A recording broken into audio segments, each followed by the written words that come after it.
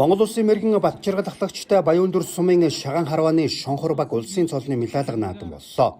Ардын хувьсгалын 100-101 жилийн ойн баяр наадмаар Шаган харвааны төрөлд 3 дугаар барь эзэлсэн амжилтыг нь үнэлж, Монгол улсын ерөнхийлөгчийн зарилгаар 2023 оны 2 дугаар сарын 15-ны өдөр дээрх багийн харваачтад улсын хошоо мэргэн, улсын мэргэн цол хүртээн хүндэтгэл үзүүлсэн юм а.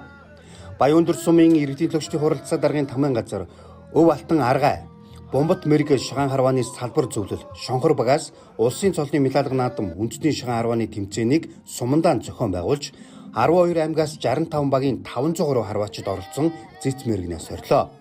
Мөн хязгаалт насны хурдан мордын уралдаан хүчит 32 бүхийн барилдаан болсон юм а. За баг байгуулагдаад бид 4 жил болж байна. 4 жилийн хугацаанд маш их тэмцээн уралдаанд оролцож бэлтгэж явсан. Гэхдээ амжилт тийм амар олдоогүй. Бэлтгэл сайн хийсэн, өөхгүй.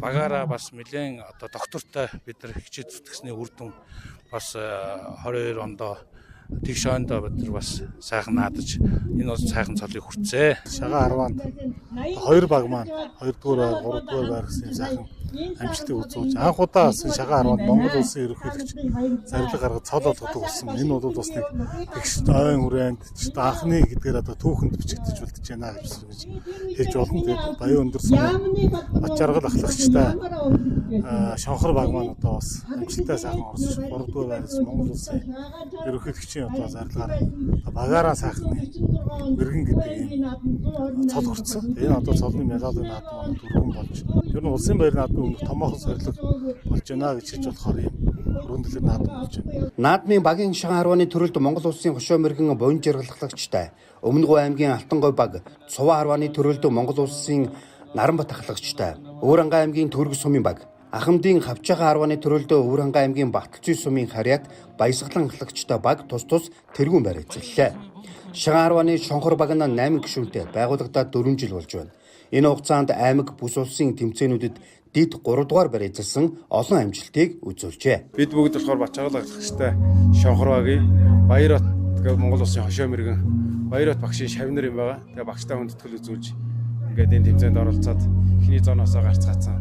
Манай жигдэрцгээсэн манай баг харваачд амжилттай сайхан тоглол сэтгэл их өндөр байна. Зохион байгуул сайхантай хөргөн дэлгэр сайхан болж байна. 1970 хэдэн оноос хойш л ерөн Шаган харвааж эхэлсэн биднүүс. Тэгээд дунд нь завсралсаар байгаад одоо бүр дэлгэрээд энэ их сайхан болж байна. Өргөн дэлгэр ерөөсөө улс орон нутгийн хэмжээний юм болоод их гоё байна. Хүн ерөн сайхан төлөвшөн ер нь хүн зонтойгоо ээлдэг сайхан харьцаатай ер нь тийм л болдог аюуда. Ер нь хүнийг сайхан төлөвшүүлдэг. Баярлалаа. Өнөөдөр маш сайхан өдөр төхөж байна. Миний Өвөрангай аймгийн Баян-Дүр сумын Харьяат 1920 онд төрсөн. Одоо 105 нас хүрэхээр нассан 80 наснда борхон болсон тийм хүн байгаа. Тэгээд залуу наснда сайхан барилдаж шагаа харуулж ясны ингэж нэхэн цол олгож байгаад маш их баярлж байна юм байна. Тэгээ аав маань 40-оос 45 онд цэргийн 5 жилийн албыг хаахтаа тэнд сайн барилддаг, шагаа харуулдаг байгаад 44 онд улсын наадамд Шаган харваанд 3 дугаар байр эзэлж байсан. Тэрийг нэхэн олгоод улсын сайхан цол олголоо. Орон нутгаас иргэдийн хурлаа Шаган албан дээр бас шийдэх асуудлуудыг төсөв мөнгө шийдэх асуудлыг тухайн үедээ шийдэж явдаг. Манай Баян-Дүр сумын Бомбот мэрэг Шаган зөвлөл маань өнгөрсөн жил ихэд улсын тэргүүний Шаган зөвлөл болж байгаа.